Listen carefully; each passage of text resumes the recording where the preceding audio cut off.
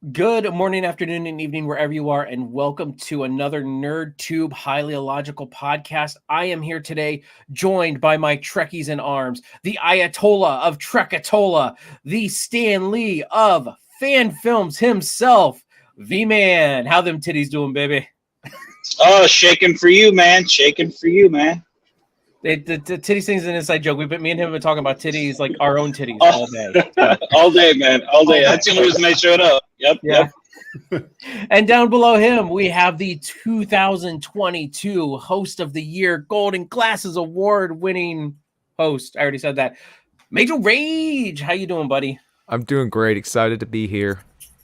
And next to him is the beyond. I don't know. I've kind of gone through all of my stuff. I'm sorry. Is our power bottom on a normal basis from Beyond Trek podcast, Jefferson. How are you doing, my friend? How do you run out of steam when you get to me? Start with me first next time. I promise you, next time I will start with you. Next time I will start with you. I mean, come on, man. You had power bottom. How is that a loss? That's like the third week in a row, I think. Oh yeah. I mean, you got to kind of share the power bottom with Major Rage this week. But anyway, all right, we are joined here this week, and we are going to continue our chat on controversies of Star Trek. So last week we got into a little Jadzia Dax, we got into Kirk and Gene Roddenberry and kind of some of that stuff. And there was some other stuff we definitely talked about, and we had so much more to talk about. So, let's just jump right into it. We can keep on talking about these topics. Anyone want to start off? I can go ahead and start us off. There was also just saying, I think V-Man does have to dip in like 20 minutes. You go first, V-Man. You go first. Oh no, you guys talk because I want to get the feel of it, and then I'll jump in. So it's all good, man. I'm not rushing. I forgot to mention that earlier. Sorry. Anyway. Okay. All right. The controversy that I would like to talk about is J.J. Abrams, the J.J. Trek. That is a very big lightning rod still for a lot of fans, and this is my take on it. In 2009, when Star Trek was coming out, we had several years of no Star Trek. Enterprise had been canceled 4 years prior. Was it 4 or 5 years prior? I think it's 4. Yeah. 2005 to 2009. Okay, right. So for me at that time, and my oldest child, he was going on 4 at that time. And for me, I saw that as an opportunity of I get to take my son to a Star Trek movie, which is something I've always wanted to do. So I was thankful that we were getting a new Star Trek movie that I was excited to take him to. And from the trailers, I could already kind of anticipate the gripes and complaints that the fandom would have. Too fast, too flashy, too much action, et cetera, et cetera. Here's the thing, though. Where we're at now, where we were at then in regards to movies and entertainment, things need to be a faster pace to catch and hold people's attentions, especially, I shouldn't say especially, but the younger generation has been, I've seen it more often than not that that generation tends to respond more to action, to things that are happening faster. So the J.J. Abrams movies probably were not directed at the fans whose most recent action was to get Enterprise canceled. So being a film producer, what would encourage you to create and shape and write a movie that would be for the people that effectively helped get your most recent Star Trek outing taken off the air? I don't blame them for trying to go for a different audience, trying to get a newer, maybe younger, more impressionable audience out of it. So I'm on the plus side where I could see what was just kind of as an overall, not yet getting into specific details on either of the three Kelvin timeline movies, but I can see exactly what they were going for there. Uh, During that time, before the movie came out, there were people that both my nieces and my first ex-wife at the time, she was going to go see it with her friends, and my nieces wanted to go see it. People that would like have never said anything about going to see a Star Trek movie in the theater, they wouldn't have even sat and watched it on TV or anything like that. So to me, that was amazing that you were able to draw in people that were probably had never seen any Star Trek before ever, but saw this and said, "I'm on board. I want to see that." The thing with the J.J. Abrams movies is, like you said, you're trying to draw in a new audience. People who haven't jumped on board with Star Trek. And when you go back to Star Trek films in the past, take the motion picture, you had people who bitched about that movie. It's too slow pace. It's too bland in the color palette. It's not looking like the old classic TV shows. And then you had the Wrath of Khan, people, which I think were lower, who didn't like that movie, but you had people who didn't.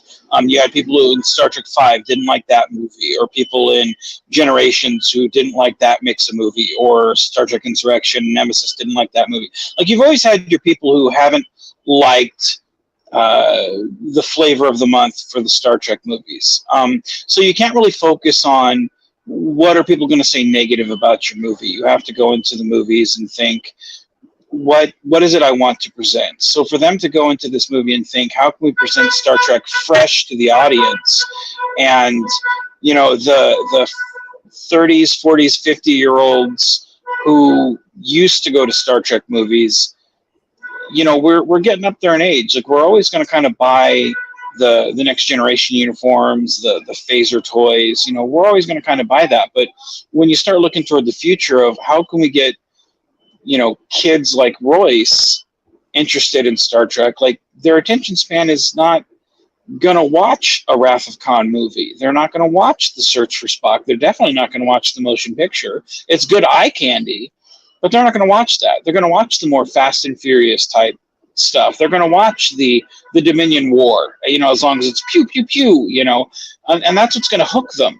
But once they get used to that, then they're gonna get more involved with what's going on because they're hooked. So if you've always done this type of stuff, then you want to branch out and get something else to hook them on. And it's kind of like with, Star Trek is described as the Old West, and then you had Next Generation, which is something just a little bit different. Then you had DS9, which is, they're not exploring, but they're in one spot. Everything's coming to them. Then you had Voyager, which is way out here in left field. Like, all of your Star Trek from the 90s and 60s, the Rick Berman type era Star Trek, is, they each have their distinct feel to them. And that's okay. And that's what, when you get to the JJ films, it's okay to have your own distinct feel of Star Trek. And that's what people who get on the bashing of JJ's films, it's like, it's okay to stand apart. You don't have to like it, but it's okay to stand apart. That's why I don't get on the, it may not be my cup of tea, but it's okay for those that enjoy it, but what do you guys think?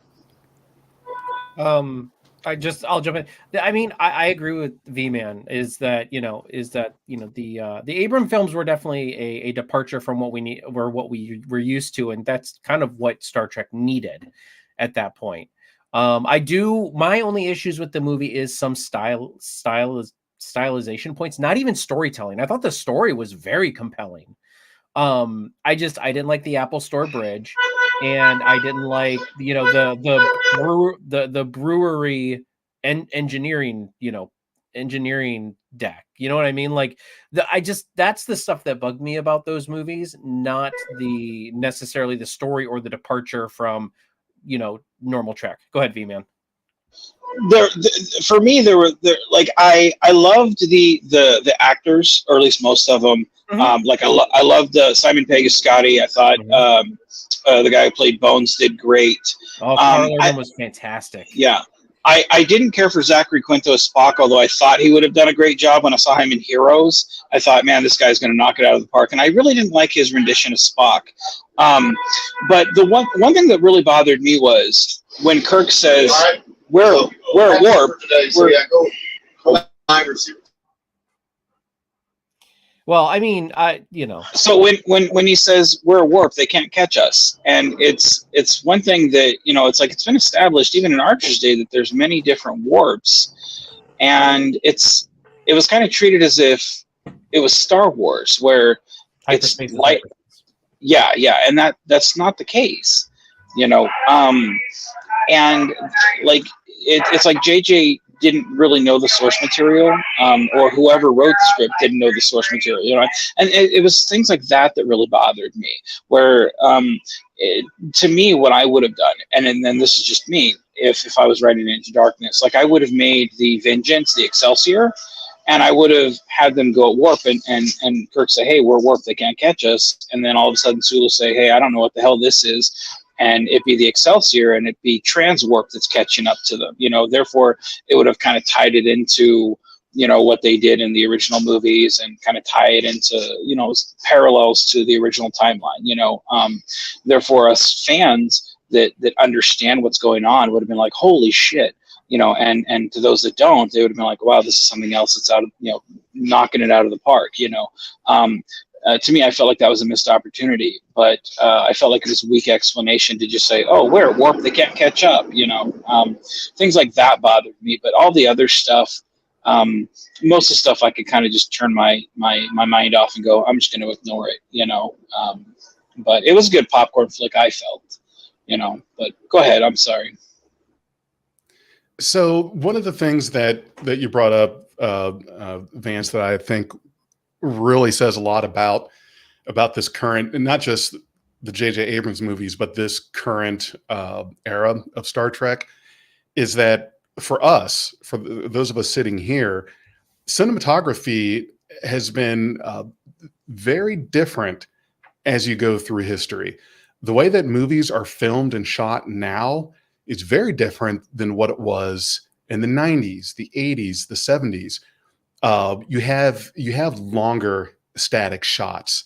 You don't have as many camera angles. The cameras, you can tell that no one's wearing them on like a GoPro rig running with the action. They're kind of sitting in their chair, and there's a rail, like a train track, where they just drag it across. It's a lot of very static movement, and I think that cinematography wise, that's something that is difficult for us to. It may have been one of the things that was difficult for the fans to really get, is that in our mind we're picturing, well, this isn't Star Trek because it doesn't look like the Star Trek I grew up with. And to be fair, if you really look at it, you can look at a lot of movies now. Pretty much every movie and TV show out there today is filmed differently than it was in the past. And I think that that's something that we tend to forget about, is just filming style and how that has changed.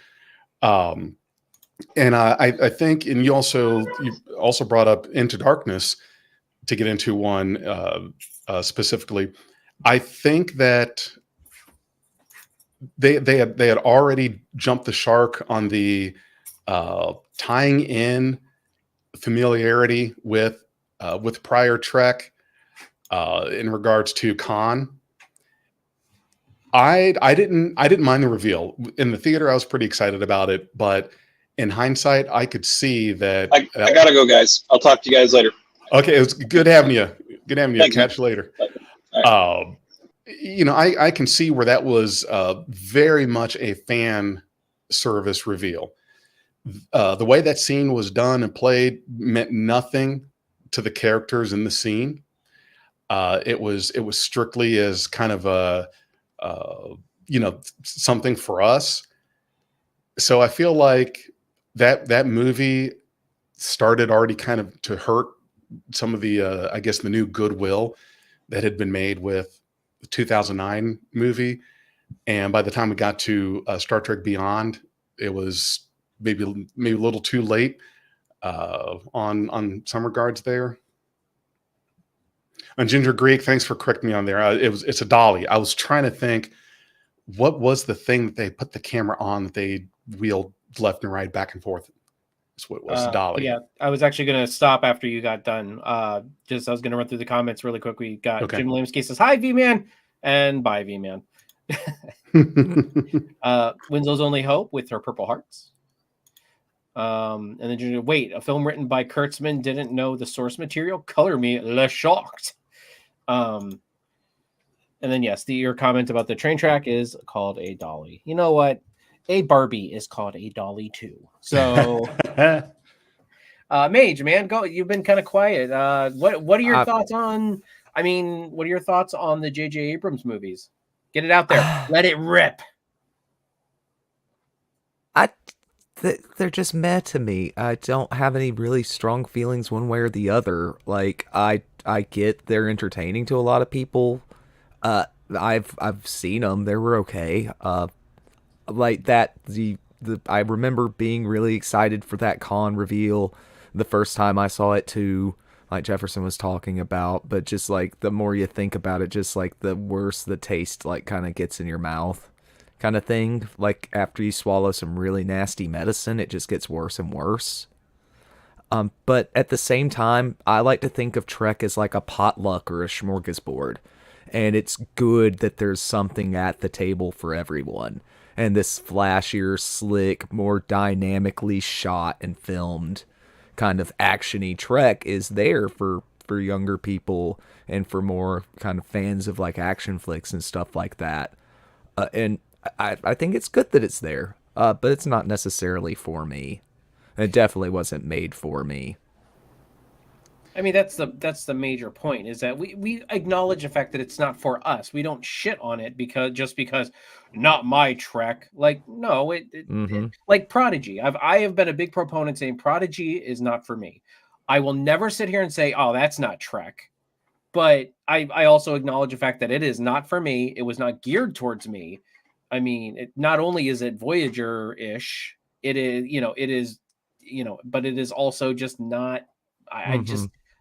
I get the Star Wars comparisons, and it's just not for me. But as I said, if people like Star Trek Prodigy, like Zam loves Star Trek Prodigy, more power to him. I've never sat here and said that Prodigy is not Star Trek. I will not say that Abrams movies are not Star Trek. You are correct in it's like a potluck. It is it is good to have this kind of diversity here. You know what I mean? Like we something for everybody. Something for everybody. I know Jefferson's not a fan of Lower Decks, but I love Lower Decks. But that's okay, because you know what? It's what is this? Different strokes, different folks. Right? Yeah. And so moving away from the J.J. Abrams Trek to another controversy behind the scenes that I think is a big one. I'm going to take us back to the 90s, and that is the feud between Kate Mulgrew and Jerry Ryan, which that was very well publicized, and they did not get along. There was some stories I'd even read where they wouldn't film their scenes unless the camera was right on both of them right there. They would not be in the same room at the same time. So they would film themselves separately. And I'm paraphrasing, I could be a little wrong there, but I do know that there was no joy and excitement really on either side to share time in each other's presence. And in a way, I can kind of understand that, because with Kate Mulgrew, you had her on as a female captain. The first time that we had a female captain in a recurring role like that, the lead of a series, and then 3 seasons in, you decide, okay, before I say that, so you have a strong female captain and you have a strong female chief engineer. And you have Kess, which Kess is Kess. But then you decide to kind of usurp the whole thing and throw in eye candy because you're Rick Berman and this is the 90s. And you need to somehow attract this make-believe demographic of, I don't know, males 30 to 55. Yeah, that want to look at large breasts. And so you take away from that seriousness and tone of what you were trying to present and basically say, well, this is what we find as value, as important to increase ratings in the show, is we need to bring on some breasts. And that was really for the rest of the run of Voyager, that was like the main thing that was talked about, was the butting heads between those two. I mean, the thing with that is that I don't blame Jerry Ryan for that, for that. No, not at all. Controversy.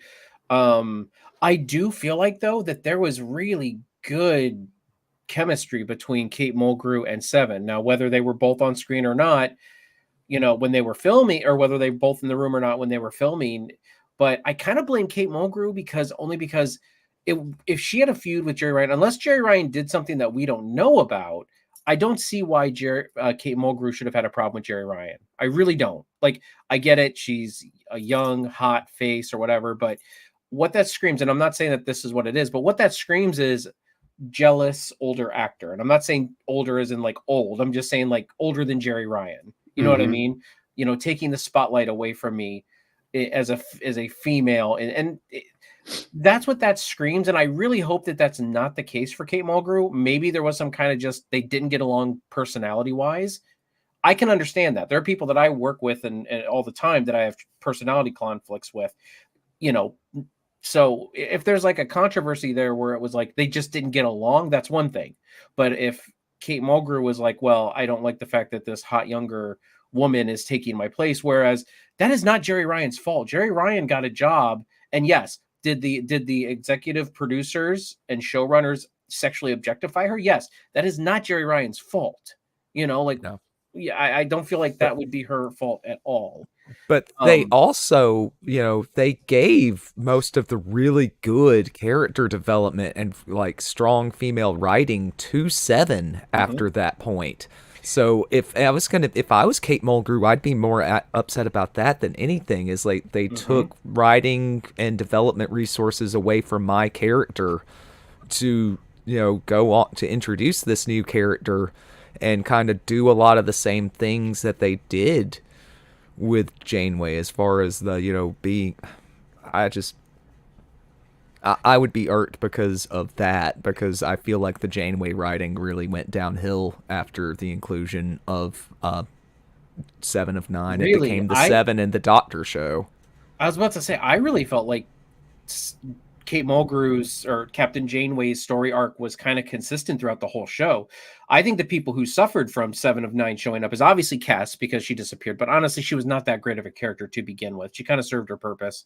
I mean, if she would have became a reoccurring character, kind of like Nog or Lita or something like that, that would have been fine, in my opinion. You didn't have to kill her off or whatever.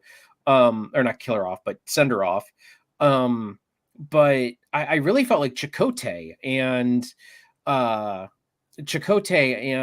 Harry Kim, and even some Tom Paris and B'Elanna story got swallowed up in some of, when you're right, it did become the 7 Doctor and I think Captain Janeway show. Like those 3 characters got the most screen time out of all of them. But Janeway's role got reduced to just mom.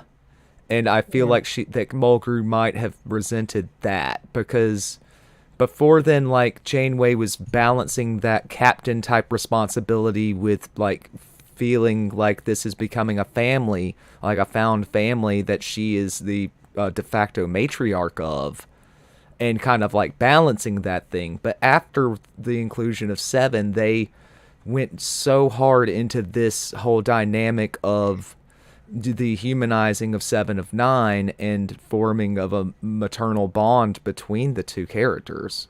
Mm-hmm. Well, and as I said, I was not there. Ginger Greek has a couple comments on it, though. I will. All right. Before we jump over to the next person, he says, like Enterprise and that hot Vulcan, that would be T'Pol. Yes. I always forget her actual name. It's what is T'Pol's actress? Jolene Blaylock. Jolene Blaylock. Yes. Bingo Cheeto. It's because she's a typical actress jealous of someone taking away their spotlight. Which, as I said, I hope it wasn't that, but I mean, it might have been it. And I mean, don't get me wrong. In the 90s, I can see why it's dog eat dog, especially for women in the acting world, because they weren't paid the same. They weren't given the same benefits as male actors. Like, so I don't want to say I don't blame her, but I see why it would be dog eat dog. You know what I mean? Okay. If you hear Kate in interviews outside of Trek, you can tell she's very opinionated and gives zero fucks. I actually don't know how many interviews I've seen of her outside of Trek, really. I'd have to, maybe one. I mean, she had a point to get mad, but it was dictated or was directed at the wrong person. You are correct. All right, go ahead. Were you going to say something, Jefferson? I don't think so. I may have made it look like I was going to. I thought you had a point. Yeah. I was like, oh, he's got something to say. If it's gone. It's gone now. If there happens was to the best of us, man, happens to me every week. That's why I raised my hand. So I'm like, look, I have a point. I have a point. Yeah. Yeah, I don't know. I mean, the whole case, and I mean, they've said that they reconciled in year, in subsequent years. After Voyager obviously went off the air, but I don't know. See, that's why I always there's two sides to every story, and usually the truth is somewhere in between. So I mean, it just makes me wonder what was the inciting thing? Like, was it what Mage said? Was it that Kate was just upset that Jerry was taking away some of that screen time and delegating her to Mommy Janeway, or was it the fact that Jerry Ryan, maybe she was hard to work with, maybe she was difficult to work with, and Kate did not like working with her. And if that's the case, that's fine. Like, people cannot like working with other people. You're allowed to not like working with somebody. Obviously, they got the job done because they were on there for the remaining four seasons. So like they were in the remaining 4 seasons together. And honestly, I thought that their character arc was pretty, like their dynamic on screen was pretty good, in my opinion, from what I watched. And I watched it about a year. I finished watching Voyager about a year ago. Like, again, like I saw it growing up, but then I watched it last year. And but yeah, I never really got that inkling that there was some kind of behind the scenes drama between them two in the show itself. Me neither. Like, if anything, it felt like, I guess it's just a testament to how good both actresses are. Like, it seemed like they were forming a genuine bond as characters. So to know that there was strife behind the scenes was, the first time I heard that, it was a little like, whoa, really? Okay. This is one that I was thinking a lot about. Cheeto, we were talking about the debate-a-thon that we're going to be doing at some point. Debate-a-mania. Debate-a-mania. And it got me to thinking about this. I'm not sure if you'd call it a controversy, but maybe the way I present it, you could. I think that one of the controversies, at least in my opinion, with Star Trek surrounds Star Trek Insurrection. And here's why I say this. After the success of First Contact, of course, it was obvious there was going to be another Star Trek movie. At the time, I remember I was on a family vacation, and I got the script online. I got a hold of this script, downloaded it. It was like the story behind the making of Insurrection. And in this download was like the first was a description of the first draft of the script uh, of what the intended movie was going to be. And when you compare what we got to what we could have had, it was a real shame. And what was said in this write up was that the reason we got what we got was due to Patrick Stewart and Brent Spiner. The problem, if you want to call it a problem, when your actors get to the point to where now they can dictate policy, they can determine what the script is going to be, what the story is going to be, and they're not the actual writer. Like, let's be clear. Like, if they're the actual writer, then they have every right, but they are not the writer of the movie. No, they're not the writers. So basically, you have to write something that will make Patrick and Brent happy. Mm-hmm. And the first couple treatments of what the movie was going to be was so much better. But the problem was it the one that was involving Q? Am I thinking of the right one? No. Okay. No. It's the one where Picard drives the Doom buggy, and that was Nemesis. Yeah, Insurrection was Insurrection was the one with the Fountain of Youth story. Fountain of Youth, and they go all AWOL. The Trail of Tears. Yeah. Hidden installation of anthropologists and whatnot. Right. Yes, it was that one. It was the 2-hour TV movie with a theatrical release. That's the one we're talking about. And it's just a real shame to see how you can lose control of your film like that.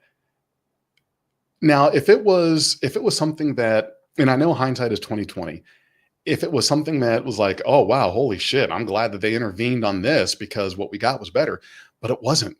What we got was such a disappointment compared to what was written and what there could have been. There were so many directions that the follow-up of First Contact could have made.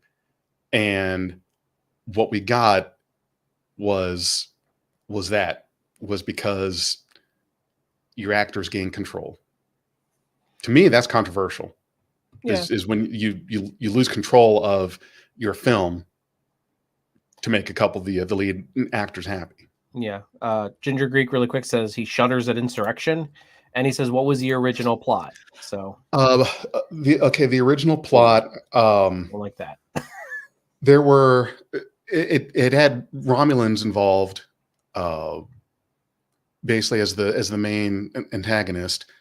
TNG always did Romulans really good. I always loved the Romulans in TNG. I'm trying to think. This was, when did Insurrection come out? 98. Was it 98? I thought it was 96. Or was that? No, 96 was First Contact. Okay. Insurrection was like a 98-ish. I read this thing. See, my oldest son was probably around 5 or 6. So this had to be 2010-ish. I remember so little details about it. I wish I would have kept that download and had that, but if I can recall any other details, but it was just I do believe that the Dominion War played a little more than just a one-line mention that we got in Insurrection. That there was a little more to it. I don't think by much, but yeah, it was not anything like what we ended up with. But for the life of me, it just, that was, so many years ago now. A lot of the details are foggy. I remembered it opened with scenes that took place at the Academy when Picard was at the Academy. So we did get a little bit of a look of Starfleet at the time in the early-ish 24th century, and there was some kind of So we would have seen Tom Hardy. there Got it. was right. Uh, the scene described, like, I remember there was a party, someone spiked a punch, and one of the Vulcan admirals ended up joining in a what's the dance where, like, everyone grabs the hips of the person in front of them and they do the train. Conga line.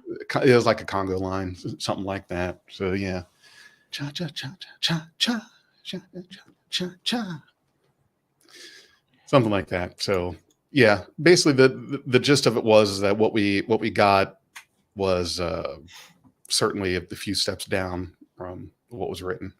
And I mean, I don't disagree. I did not mind First Contact, but I agree it does not stand out as anything special. And when people say that it is a 2-hour episode Insurrection of Trek, 2-hour episode of TNG given a theatrical release, I mean, I don't disagree at all with that statement. As I said, it definitely, it's very unfortunate because, I mean, Star Trek The Next Generation was, DS9 is my favorite.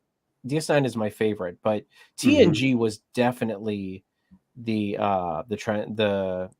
trailblazer for Trek. Like, let's be real. Like, yes, the movies were doing well. Star Trek 4 came out, I think, and then TNG came out that following year or soon after. So, like, yeah, Trek was doing good, but let's be real. If there was no TNG coming, you think Star Trek 5 would have kept the franchise going? No, Star Trek 5 almost did it in right there. That was a close call. Yeah. So, but yeah, no, I agree. And it's just very sad that, we got Generations, which honestly, I always like Generations. Yes, Kirk died in the most meh way possible. Okay, I will give that to people. But for the most part, for me, Generations was really good. I like the Enterprise B. I like the fact that Kirk was on it. I get that there's a controversy right there, the Star Trek Generations controversy of Spock and Bone saying deuces, but when they read their parts in the script. Well, Shatner wasn't a big fan with how Kirk went out, but he was told that you're in this movie doing it this way, or Kirk dies off screen. So that was the ultimatum he was given, and man, that's pretty bad. Yeah. In Star Trek 5, you brought up another perfect example of what actor power and intervention can do to a film. And the reason being is Shatner and Nimoy had contracts at the time that was pretty much, I think there was a term to it, but it was basically we get the same thing. We get the same kind of treatment. Because Leonard Nimoy directed a Star Trek movie, doesn't matter that it was 2. Because he directed a Star Trek movie meant that William Shatner gets to direct a Star Trek movie. That was part of the contract. If he gets to do it, I get to do it. And people wonder why I don't like William Shatner. I mean, I like this, but that's the perfect analogy. Is like, okay, Leonard Nimoy did Star Trek 2, and then you got Star Trek 5 with William Shatner. Like, Nimoy did 3 and 4. Yeah, okay. Nimoy did 3 and 4. He did 3 and 4. I'm sorry. Yes, you're right. He did 3 and 4. Yeah, and 3's not bad, but 4, of course, knocked out of the park. And then that's what happens is you've got now a contract stipulation that says this movie has to be directed by this person. No other reason behind it. What we got in Star Trek 5 was because of a contractual obligation. If that tells you anything about what can happen, there can be good things that happen with actor intervention. You can get your voyage home. You can get your first contact, but then you could also end up with a Final Frontier and Insurrection. So it can worse. go Nemesis. I'm sorry. Nemesis I consider worse than Insurrection. I'm not as critical on Nemesis as I am of of Insurrection. I think the thing that bothered me the most about Insurrection was just the whole TV movie feel. Whereas I'm not saying that Nemesis was that good, but at least it felt like it was a movie again. So many flaws, and in the ever infinite wisdom of '90s era Trek producers, they decided to go with the guy that a director whose prior work in Hollywood was as an editor, Stuart Baird, and basically had not seen much of any Star Trek, not to mention TNG, didn't know the characters. Yeah. Just, hey, we know how to revitalize Star Trek. Let's bring in some fresh blood. Let's bring in somebody that doesn't know a damn thing about Star Trek and have him direct these actors. Yeah. There's a difference though between bringing in fresh blood and like somebody who has no idea what they're doing. Like it's that person that you hire for the job who's like, oh yeah, you can do this and this, and you know Excel and Word and everything. Oh yeah, I totally do. And then they get there and they're like, I've never used Excel or Microsoft Word in my life. Or there's a lot of risk with saying that you're good in Excel. Lots of risk. Just don't do it. I say I can use Excel. Like I can make graphs. Like that's about it. Here's the way I look at it. That I think would have been different. This whole wanting to reinvigorate a franchise with someone new with an outside perspective never works. That just should not be done. You need to know the material. I'll use this as an example. Let's say that you can pick this guy as a director who's never seen Star Trek, and he's going to be your fresh influx as the director of this movie, or someone like me who's never professionally directed anything, but I know Star Trek inside and out. Who are you going to go with? Mage. Who would you trust in a situation like that? But you do kind of have to know directing though. And I mean, I'm just right. Yes. If Jonathan Frakes had directing experience when he did First Contact, Yes. so like that was a very safe bet. He knew Trek, he knew the lore, and he's proven that that a lot of his Star Trek Next Generation episodes were good. The guy that directed Nemesis had never been a director. Mm-hmm. Well, but you're saying you should have directing experience coming in. But that's what I'm saying. Jonathan Frakes had directing experience in some episodes of Star Trek. Yeah, and he directed First Contact and Insurrection. Mm-hmm. But the guy who directed Nemesis is a gentleman by the name of Stuart Baird. Mm-hmm. And he was not coming in with directing experience. Exactly. No, not only not directing experience, but like no Trek knowledge either. Well, that's what I'm saying, is that you kind of have to find that balance where you find somebody who knows what they're doing and then has the knowledge. Like, that's what I'm saying. I'm not saying bringing fresh blood in as in like somebody who has no idea. But you got to also have somebody who's willing to invest in the product. And I think that they were just like, we need something different. And that's why we got Nemesis the way we did. Is because just, as you said, somebody who no idea about the characters, no idea about the lore, kind of lost almost the message. And honestly, if you look at the bare bones story of Nemesis, I actually think it's pretty good. I'm not sure about the whole clone Picard thing other than that, but the getting the Romulans involved and there being this coup on Romulus, and that's all big stuff that would happen in Star Trek, just like in Star Trek 6, which is, by the way, my favorite TOS movie, not gonna lie. Mm-hmm. Well, when you bring in a director that mispronounces one of your actors' names because he didn't know it or did it by mistake, then you should not move forward. The guy called LeVar Burton was Laverne. Oh. I thought his name was Laverne. Laverne. That red flag. You don't even know the actors' names. At least they didn't call him Kuta Kinte. Oh God. For all the stupid decisions made in the 90s with Star Trek, it amazes me how modern era Trek gets so much grief. Come on, guys, go back, open up some of the history books and Trek back then. We didn't go through a flawless period of Star Trek. There was a lot of stupid bullshit that was happening. So you can't.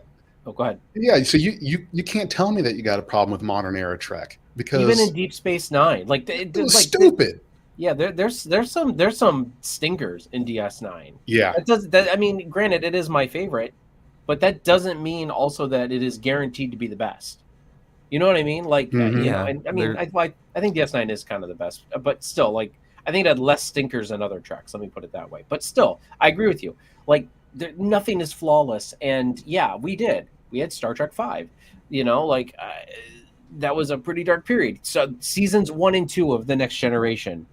I mean, until A Measure of a Man, I really feel like Next Generation did not have any worthwhile episodes. I would feel like I maybe the Neutral Zone, maybe like that one was kind of a okay diplomatic. What do I want to call it? A diplomatic thriller, maybe a little bit. I think.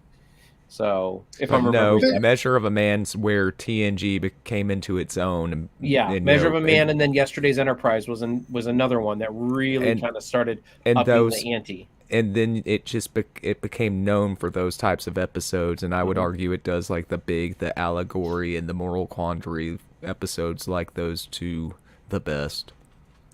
Well, and that's after you survive episodes like Code of Honor. Mm-hmm. True. Yeah. I mean, but no, 1 and 2 are rough. 1 and 2 are very rough. Yep. And I mean, even DS9 season 1 was pretty rough. I mean, there's some real big stinkers in DS9 season 1. Rain. Mm-hmm. Yeah. That's not a stinker. That's a lovely episode. I guess you feel that way about it, like I do the Threshold episode. Oh God. Oh, I love me some Threshold, man. No. I don't know. That is such a bad episode. Poor little Kate. What do they call him? Jane Paris. It's Tomcat. Tomcat. There we go. Tomcat babies. Or they just left him. I would have just paid, left them, man. I would have paid poor good salamander money babies to just have like a like 6 seasons in. All of a sudden, Tom and Janeway walk into a dark room. They turn the lights on, and their salamander babies are still there. Salamander babies would have made a better Picard season 3 bad guy than the Borg and the Changelings are back somehow. Oh God, get out of here! No, see, all right. So you want to talk controversies here? Let's talk about Picard. Let's talk about Picard in general. Like, okay, that is a big controversial topic. So let's. I don't know if it's a controversy, but it's definitely a controversial topic when you talk to fans. I did season 3 was okay. I know Mage. I thought it was okay. Mage severely disliked it. I hate it. He does. So I believe, like, I loved having the Changelings back. I think it was due to come back. I did not like the way that they were done. I feel like that they could have done it so much better.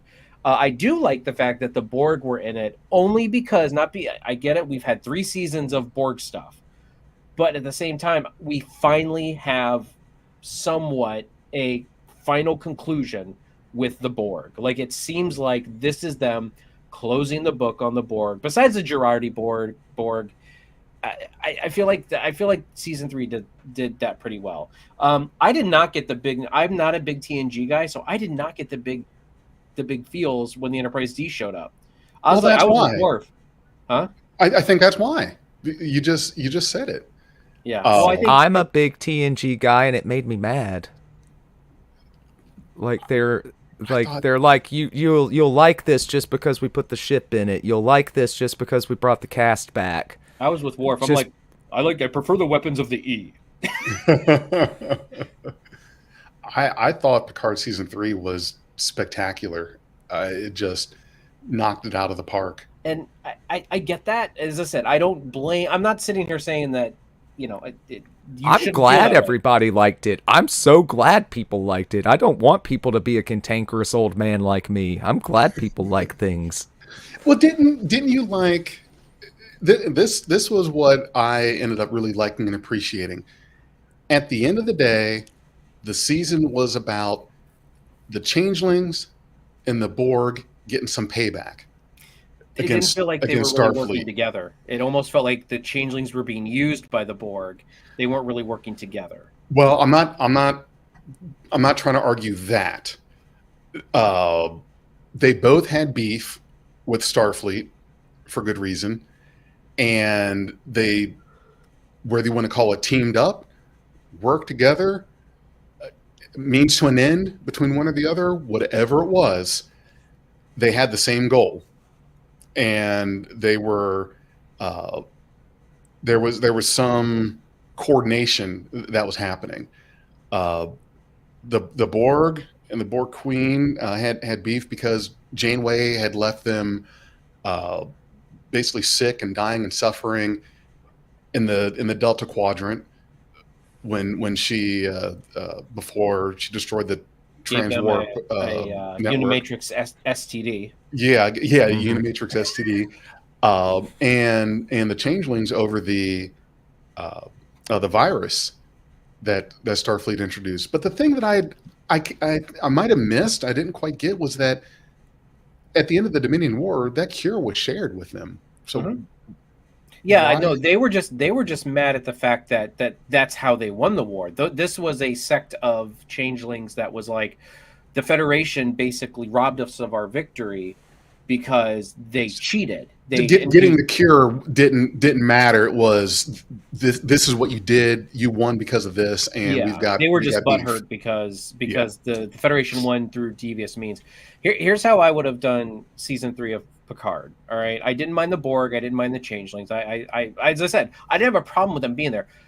The original cast, I would have put that they would have been together. Like, you know how they had the kind of like the first 4 episodes is kind of like a overarching story arc, like, you know, to the, you know, with the Titan A. I would have had the entire crew together by the end of that 4th episode, like, because we only got that in episodes 9 and 10 to technically, like at the end of it, maybe at the end of episode 7 they all came together, but I really they all didn't come together. My notes. Huh? I'd have to get my notes. I think Deanna was the last of the Mohicans to actually come on. And honestly, and here I think the main bad guy at the end of the day, I think the main bad guy should have been Section 31, and I think it should have been led by Julian Bashir, because after Deep Space Nine, he hunted down the Section 31 after he, you know, defeated Sloane. He saw the documents, he had that information, and I really feel like it should have been Julian who took over Section 31, you know, and then like was basically trying to clean up the messes of Section 31. But you know, he was trying to also like influence the Borg and the changelings and all these other things. And I really felt like it being the Borg was like, here we go again. And granted, the way they did it was fine. I had no problem with the way they did it. But for the Borg Queen to be the main villain again is like, I really felt like, and you know, you have Worf there. I kind of really wish they would have brought Janeway in, because if you have the Borg, Janeway is obviously a main, you know, like the person. When you've got Picard, he was the one that was assimilated. So was Janeway.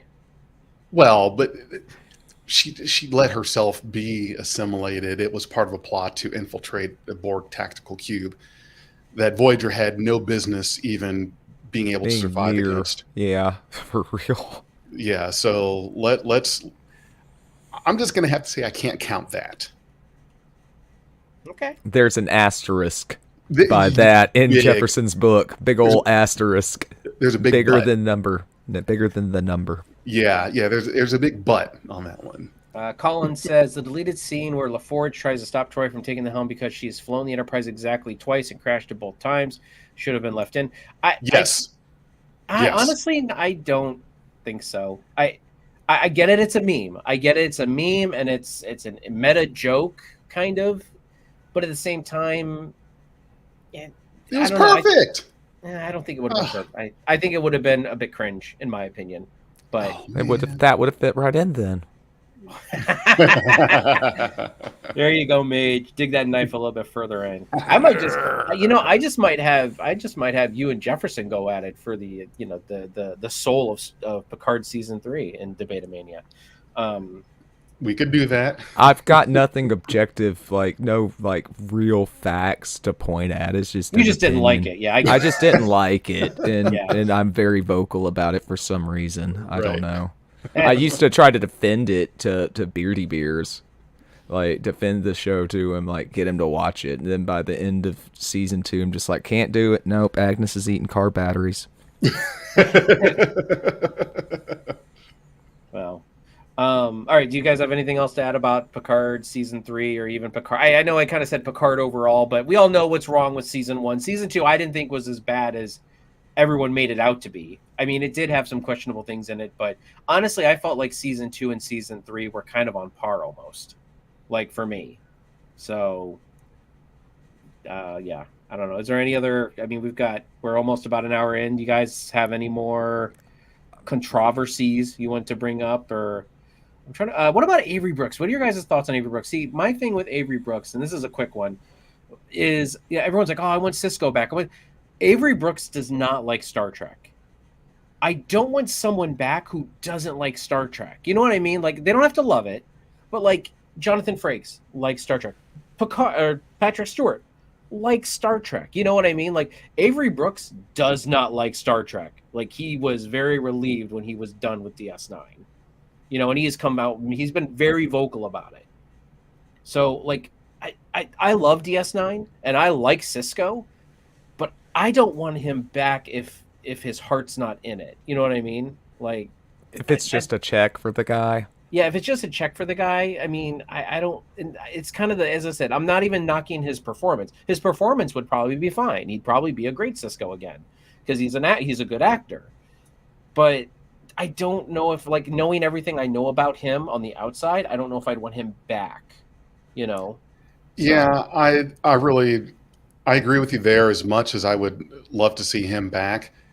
I think that there should be a noble reason behind it, because you want to come back. You want the character to return. You want to do it, not because you need some extra money. Yeah. Well, and I don't think need extra money. He probably they offer him enough money and anybody would probably do it, Well, yeah, I mean, money is always going to talk. There is everyone has a number. Everyone has a dollar amount, and I'm sure that there is a dollar amount that he could be offered, and he would do it. But that would be how it would be approached. It wouldn't just be if he were to wake up one morning and call up and say, "Hey, let's find a way to get Cisco back." I'm sure there would be writers and producers all for. They would try to make something happen, but they're not going to proactively seek that out and do that unless they want to start the conversation with, okay, how much do you want? Yeah, and that's what I'm saying is if he went to Paramount and said, hey, let's try to get a way to get Cisco back, Kitty. Which one's that? That's not Raven. This is Sid. Sid, that's right, Sidolphus. Yes, sir.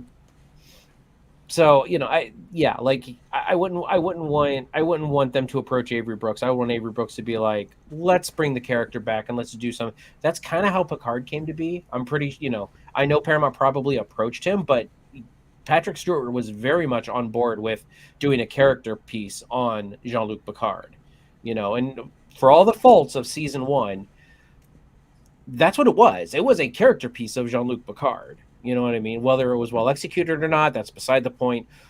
It still was very Jean-Luc Picard focused, and I honestly like that. As I said, the season kind of fell flat-ish, but I did like the fact that we took another step in a different direction, and we did something that was outside. I think Picard was the first time we've had a series outside of Starfleet, because technically, yes. Is Starfleet involved? Are they there? Yes, of course, because it's Jean-Luc Picard. but it was not Starfleet. Like it was, and they were on the La Serena, which is a merchant vessel or whatever it was, a bounty vessel. I don't remember what it was. So I credit them for at least taking that step and saying, we're going to step away from Starfleet, in this. And I would not mind a show like that. It just needs to be executed better. In my opinion. Yeah, I agree. Agreed. I was all for the character study of Picard idea, but I feel like just they muddied the waters too much with too many different ideas. Too much action. Then and they blew their load with the Borg and the Borg coming back, and then the weird side, just the weird androids. I don't know. Yeah, the ending was definitely where the ending. It just progressively got worse. Yeah. I really think if they and I did love seeing Hugh again. Don't get me wrong. I loved seeing Hugh again. Yeah. But like the whole it's a derelict cube and we are now setting up shop on this. How bad of it. Like I would have loved to have seen more of the Romulan stuff after the Romulan supernova. Like I would have loved to have seen more of that. Like the controversy there. And we did have I don't remember what the super secret, it wasn't Tal Shiar, but the super secret Romulan cultist group. Oh, I would have loved to see Kawat Malat. Yeah, the Kawat Malat. Yeah, yes. Am I saying that right? Yeah, no, yeah, I believe you are. Yeah. Yeah, I just don't. You say it sounds like something we're gonna order at Taco Bell. Shot Vash. Is that what is? Or is the Quapalat, is that the monk group? The one. Oh, that was the monk group. Yeah, that monk was group. the Which Elnor honestly, I was also on board with right. that. I'm like, I like this idea of there being like this Romulan monk group that absolute candor. That was cool. Yeah, that was cool. There were so many good ideas there in Picard season 1, just so poorly executed. But yeah, I like Hugh coming back was always great. I really feel like they just should have had like an outpost, like a independent outpost that Hugh was on, that they were studying the Borg, but it wasn't like a Borg cube. And then the whole thing was Seven being linked up to the collective remote. Like, no. That just stuff just didn't work. Anyway, I'm tangenting on Picard season 1, but okay. You guys got anything else? The Icheb scene was a bit over the top, Colin Barrett. Like, that was too much. It does, though, give a good motivation for Seven to like leave Starfleet and to be. Well, no, I don't even think she was in Starfleet at that point, but to be mad at Starfleet. She left the Fenris Rangers to just at that point, I believe, right? Yeah, I would love to see more about the Fenris Rangers. I think that was an interesting group too. Tons of cool ideas there. They're just all poorly executed. Mm-hmm. Yeah, Seven's application to be an entrant into Starfleet Academy was rejected. Yeah, it was denied. Even regardless of Janeway trying to help get her in. Yeah, which is stupid because I mean Starfleet's just like not doing it. Keeps trying to eat my hair tie. Ryan Gerald says cat 10 out of 10 stream. That's right. Like, share, and subscribe, everybody. And also go to Beyond Trek Podcast down below. We've got the link in the description. Go over to Major Rages. I think we either have your Twitch or your YouTube in the description. Go to those, follow, and subscribe to them because they are awesome and they are here. There's my outro kind of. Guys, you guys have anything else to add or anything like that? No, good live stream. It was good. Great. Kept it in an hour, chat. a little more. Kept it tight, kept it lean. Good chat. So, definitely need to subscribe to NerdTube, though. I mean, it's the best channel they've kind of maybe sort of heard of. That's true. That's where you get this amount of Star Trek content. Also, next week, I think our podcast is going to be a meme related. We're going to take like the best. I think we're taking the best memes of Star Trek, and we're just going to page them. There's going to be some that I have not, like any of them that you guys have sent me, I've not really read. I'm just putting them in a folder. So there will be some that I know, there will be some that I don't, but I can't wait for us to just kind of go through and just share all of these memes and laugh at Trek. And who knows? I mean, we may talk about Triple Tubbies or something. Who knows? It's like, let our inner Tamarians out and communicate via metaphor and imagery. That's right. All right. Well, Everybody, thank you very much for joining me. Again, Trek Beyond Trek podcast down in the description. Major Rage TV also in the description. Go follow those guys. Subscribe to those guys. Subscribe to us, and we will catch you guys in the next one. Live long and prosper. See you next week or on tomorrow's stream, whichever one. Bye-bye.